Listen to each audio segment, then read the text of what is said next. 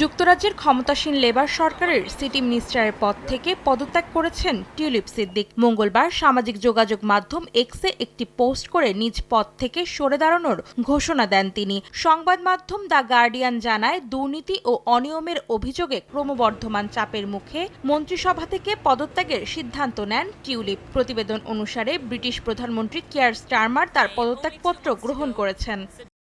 পোস্টে টিউলিপ তার বিরুদ্ধে তদন্তকারী সংস্থা মিনিস্ট্রিয়াল স্ট্যান্ডার্ডসের একটি তদন্তের কথা উল্লেখ করেন। দাবি করেন, সংস্থাটির উপদেষ্টা লরি ম্যাগনাস তার বিষয়টি পর্যালোচনা করার পর নিশ্চিত করেছেন যে তিনি মন্ত্রিত্বের নিয়ম লঙ্ঘন করেননি। গত কয়েক সপ্তাহ ধরে টিউলিপ সিদ্দিকের দুর্নীতি ও অনিয়ম নিয়ে যুক্তরাজ্যের বিভিন্ন সংবাদ মাধ্যমে ধারাবাহিক প্রতিবেদন প্রকাশিত হয়। তার বিরুদ্ধে আওয়ামী লীগ সংশ্লিষ্ট আবাসন ব্যবসায়ীর কাছ থেকে লন্ডনে বিলাসবহুল ফ্ল্যাট উপহার নেওয়ার অভিযোগ ওঠে। এরপর তার বিরুদ্ধে ব্রিটিশ সরকারের উচ্চ পর্যায়ের তদন্ত শুরু হয়। পাশাপাশি বিরোধী দলগুলোর পক্ষ থেকে বাড়তে থাকে পদত্যাগের চাপ। অন্তরা সেন, সময় সংবাদ।